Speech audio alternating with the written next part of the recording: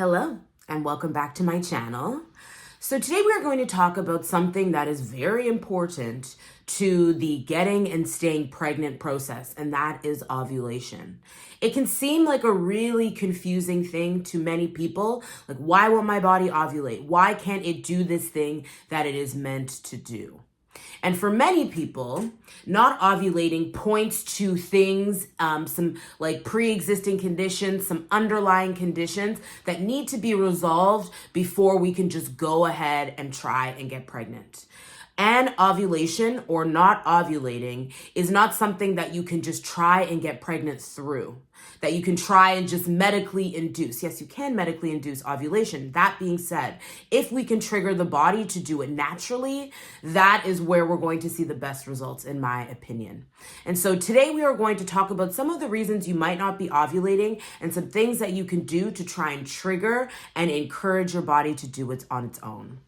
So as a reminder, I'm Bianca, professionally trained chef, fertility diet and lifestyle coach, and holistic nutritionist, and I help people get and stay pregnant. And I hope that what you learn in this video helps you do the same. Ovulation, and whether you ovulate or not, is not just important for people who are trying to get pregnant.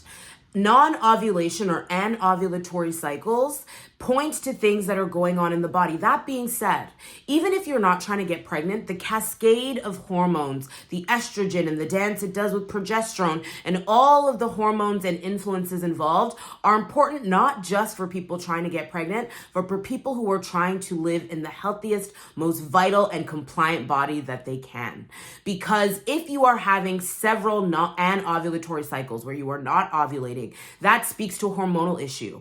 Down the line, hormonal issues can lead to Alzheimer's disease, early onset dementia, osteoporosis. So this video is not just for those who are trying to conceive, and that might be you, that might not be you. Maybe you're just trying to prep yourself for conception down the line. Either way, ovulatory issues should be of concern for you because of what it can mean, not just to your journey of trying to have a baby, but also to your journey of life. Now, things like PCOS, thyroid issues, prolactin issues. So prolactin is what helps women make breast milk after they've had a child when they're in their postpartum phase. Many women who are breastfeeding do not ovulate and, can't get pregnant. They're not seeing a period. They can still get pregnant, but they're not seeing their period.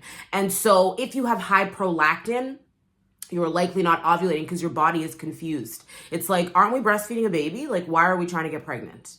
And also low progesterone. Excuse me, I'm sick. Low progesterone can also cause issues with ovulation because if your progesterone isn't triggered after ovulation let me say this differently. If you are not having good estrogenic effect in the first half of your period, you are not going to ovulate effectively. But if you are not having good estrogenic effect, maybe your estrogen is too high, that is bullying your progesterone down, which can also be a signal as to why you are not ovulating.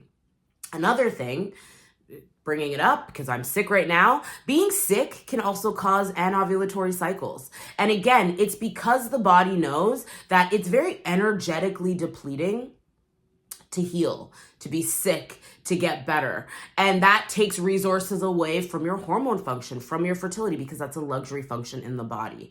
And so I always say to people, if you have COVID, if you have a really bad flu, if you have norovirus, even if you have just like a wicked cold that like takes you out, you might not ovulate that month, but that's okay because it is just your body protecting you and saying, we are too vulnerable right now to divert energy to reproduction. We just simply aren't there yet. So that isn't one thing to be concerned of, but things like PCOS, low progesterone, high prolactin, thyroid issues, if those issues are not resolved, and then they create systemic issues, that is, again, an issue. Because we want to make sure that our thyroid function is good, not just because that dictates our body temperature, which is so important. Basal body temperature, getting pregnant, having the temperatures to sustain pregnancy, very important. But if you are not able to have good thyroid function, that is, of course, going to come for your ability to get and stay pregnant. If you don't have good progesterone function, you don't have what it takes. You do not have the hormone basis to make a pregnancy stick. You might get pregnant, but that pregnancy is not sticking if you have progesterone issues. If you have high prolactin, your body is literally saying, we are breastfeeding a child that we just had. We're not trying to have another one put in us. We don't have the energy for it. And so you have to be thinking along those lines, because you'll also just feel general life discomfort by having these issues. So working to resolve them with your thyroid and PCOS, liver function, working on your blood sugar balance, all of that is going to help lift the pressure that these conditions put on your body and help you ovulate better. Now, there are some things that you are probably doing in your life, lifestyle factors that are going to impact your body's ability to ovulate in a healthy way. The first one is stress. I mean, I talk about it all the time. Hormones hate stress. If the body is stressed, if it is chronic, so you are always stressed by virtue of how and what you are eating, so it's a biological, like a physical stress, or if it's like external stress from like life, regardless of where the stress comes from, it is going to mess with your hormones. When we are messing with our hormones, we are messing with ovulation. Here is the thing. If you are not ovulating, you cannot get pregnant. Simply put. Ovulation is the release of the egg into the ether of your body so that it can be there to meet the sperm and it can have a beautiful experience and create a baby for you. If you do not ovulate, you cannot get pregnant. Simply put. And so if you are putting a lot of stress on your body from various incoming points, your body is not going to feel like it has the energy or the safety to get and stay pregnant. Do people get pregnant in stressful situations all the time? Absolutely. But if you are here watching this video because you are currently struggling to get pregnant, then you need to address what's going on with the stress in your life. Now, another thing is excessive weight loss or extremely low body weight.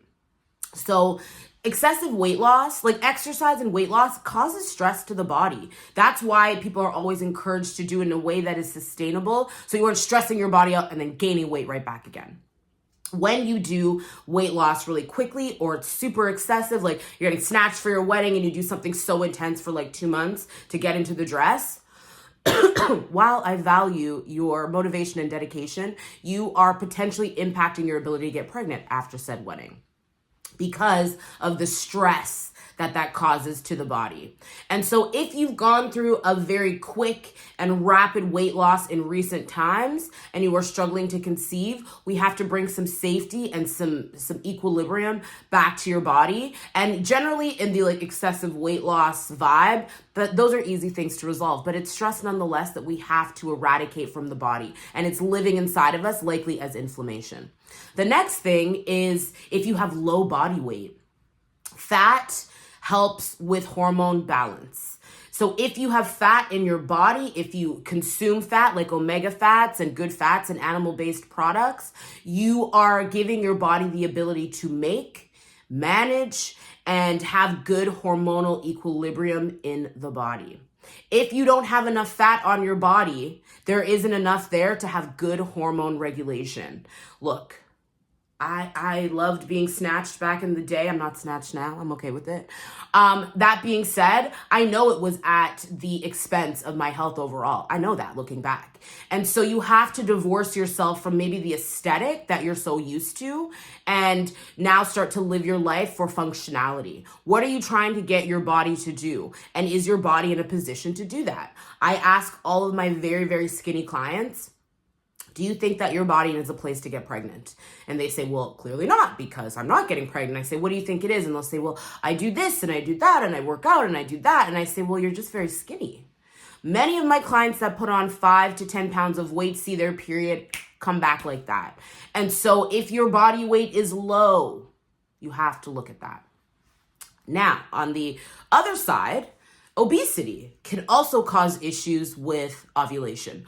Now, I want to be clear, being in a bigger body is actually not the knock to fertility as we've been told. We just live in a very fat phobic society. But if you are in a morbid obesity situation, there's likely for a lot of people who are in morbid obesity or in obese bodies, for a high percentage of those people who eat a lot of processed foods. And again, there's some people that are in bigger bodies and it has nothing to do with food. I'm not talking about that.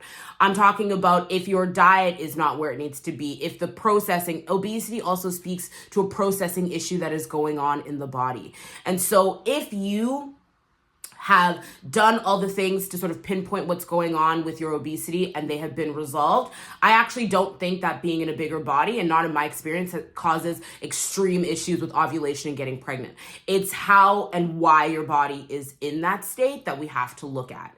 If you are someone that is in a bigger body, but you move and you exercise and you take supplements and you eat healthy and your body just happens to be a bigger body, that's great. I'm not talking to you. You'll probably conceive with ease, honestly. That being said, someone who is in a bigger body, but it's by virtue of the fact of their diet, their lifestyle, the things that they are or are not doing, then that can be causing issues with you conceiving and you having healthy ovulation. So I always like to put that in there, but put a caveat, because just because you're in a bigger body does not mean that you will struggle to conceive. It depends on how and why you are in that bigger body. One of the reasons someone might be in a bigger body is because there are processing issues.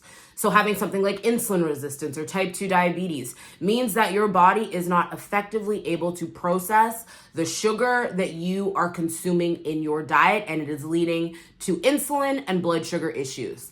If those persist, it will cause liver issues and things like non-alcoholic fatty liver disease. Because insulin resistance is metabolic, so whole body, that will affect everything. So your ovulation. But non-alcoholic fatty liver disease is also very terrible, or anything to do with your liver is also really bad for conception, because the liver is also where hormones are made, balanced, any excesses are pulled out and removed through our waste. And so if you are compounding with insulin issues, blood sugar issues, and there's also liver issues going on, and probably by virtue of those two things, some gut absorption and nutrient malabsorption issues going on as well, that will all impair your ability to ovulate effectively, but also get and stay pregnant. Insulin resistance, type 2 diabetes, prediabetes, and PCOS if it's insulin resistant. I see people trying to get pregnant through these conditions all the time, thinking that I can't heal them. I just have to go on metformin or something to take over from where my body can't do something, and then I'll just get pregnant easily. But I was just on a call with someone yesterday, beautiful, healthy, 10 embryos on ice, and they've already burned through 4 because she has insulin resistance, she has PCOS, and instead of saying, let's take a step back, let's see what we can do on the PCOS and insulin resistant front and then go to work trying to get pregnant, they're just like, well, let's just push through. Let's just push through. And at this point, she still has 5 good eggs on ice. And they're saying, well, maybe you should just do a surrogate. What? That is nonsensical to me. I'm a little bit delirious because I'm sick right now, but I'm not that delirious. That is actually just like nonsensical talk. And so that is why I go on and on and on and on and on about making your body baby friendly. You can have the perfect egg. It's the healthiest embryo. You've done all the testing on it, and it's chef's kiss. Your body has insulin resistance. You are therefore inflamed. You are not absorbing your nutrients effectively, and your liver is not optimized. You put that beautiful chef's kiss embryo into your body, it will still fail. It's not just about the egg, it's about you. And when you have something like insulin resistance, when you have PCOS, thyroid issues, progesterone issues, those all make your body not baby friendly. But these are things that can be fixed. You are actually in the control seat with everything that I just mentioned about ovulation. But you first have to believe it. That's the first step. Now, the last thing I want to talk about in terms of anovulatory cycles or things that might be impairing you from ovulating is some vitamin and nutrient deficiencies. The first one, vitamin D. Think about vitamin D. It's a vitamin, but it also has some hormone-like behaviors. It helps with hormone production in the body. And if you live in the Northern Hemisphere, I'm in Canada. If you live in places like Chicago, Missouri, places that also gets very cold like Canada, and you're not outside because it's winter for half the year, you need to be taking vitamin D. You might need to be taking a lot of vitamin D depending on how far north you are. Because if you have vitamin D deficiencies, your period's wonked. It is. And if your period's wonked, so is your ovulation. If your ovulation is wonked, so is your ability to get and stay pregnant. And so I want to drive home vitamin D supplementation. It's very important. I saw somewhere someone saying, oh my God, you don't need to supplement with vitamin D, just go outside. This person clearly lived in like Florida and not in Edmonton, Alberta, where I was born. It was literally minus 40 like a week ago there. And so again, you need to take and distill your information from people who understand you. As someone who lives in the Northern Hemisphere and had wild vitamin D deficiency that led to eczema, insulin resistance, period problems, I had it all. I can tell you that vitamin D changed my life for the better. And if you are struggling to conceive and you aren't taking vitamin D or you aren't taking any supplements at all, you need to sort of consider that, because if you are dealing with nutrient malabsorption, some insulin resistant issues, then there are a lot of gaps to fill. And will the supplements fill them all? No. But as we are working to integrate the food and the habits that are going to help bring up the nutrient density in your body, also having supplements that fill those gaps means that we get to where we want to go quicker. The next thing is iron. Iron has to do with blood, with circulation. All of that is so important for the body. When you think about blood and what a period is, it's a lot of blood. But also think about pregnancy. It's a lot of blood. Like your blood volume like triples in your body. If your body does not have the capacity to do what it needs to do, it won't do it. So having something like iron is essential. And that's also just essential, again, for feeling good in your body. People who have low iron don't feel good. So iron. And the last one is essential fatty acids. I say it once, I'll say it 20 times. I will probably say it on my dying breath. Get essential fatty acids. Because what we use to make, balance, regulate hormones in our body is fat.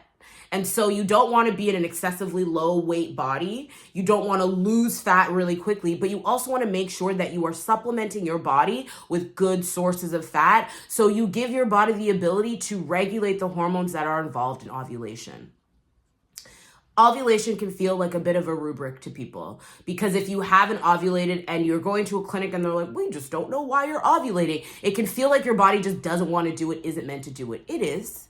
We just have to support everything around ovulation, because that ovulation is the byproduct of all of the things that you have to do. Understanding your blood sugar, better nutrient and gut absorption and gut health, better liver function, lowered inflammation and cortisol as a result of that. When you do those things, ovulation responds in kind. When you do those things, egg quality responds in kind. When you do those things, your hormonal balance responds in kind. You don't just fix ovulation, you fix the things that point to good ovulation. And in the process, you feel amazing at the same time. I want you to remember that your body wants to ovulate. Your body wants to get pregnant. Your body wants to feel good. We as human beings put obstacles in our way that prevent those things from happening. Sometimes the obstacles are mental. I'm too old. My body just doesn't ovulate anymore. And you kind of take that on, and that imparts stress and non-belief, which is also a problem to conception. Some of the obstacles we put in our way are food and lifestyle related. We don't sleep enough. We drink too much. We eat a lot of processed foods. Some of the obstacles are put in our way from other people. Linda from accounting, your terrible mother-in-law, or maybe it's your husband. I don't know. But we put those barriers in place. And the job of figuring out why you aren't ovulating and why you aren't getting pregnant is to understand which obstacles we have placed in our way and remove them. That is my job as a coach. That is what I do with clients. I find out what their life is like and I listen for the obstacles, and then we remove them. And it's really that simple. It's straightforward rather, because it can feel really hard and really confusing, but it's actually quite straightforward. But in a lot of clinical spaces, it can feel really confusing. And I'm here to hopefully clear some of the brush so that you can see the forest through the trees. And I hope that this video helped you do that, even if just a little bit. So if you like this video, please like it, please comment, please subscribe. I love having you here. And of course, please share it with someone who might value this information. I share this because I see so many people come into my practice and come to me as a coach and come to me for help, and they just haven't been helped properly. They think they've done everything. And then when I tell them about this and that and blood sugar and gut, they're like, I haven't been told any of that. And so I want you to feel confident in the fact that you probably haven't done everything if you haven't done some of the things we talked about today, which is a good thing. That should give you hope that there's still doors to open and walk through that can help you get to your goal of having a baby. And I hope that this video helped. I'll see you next time.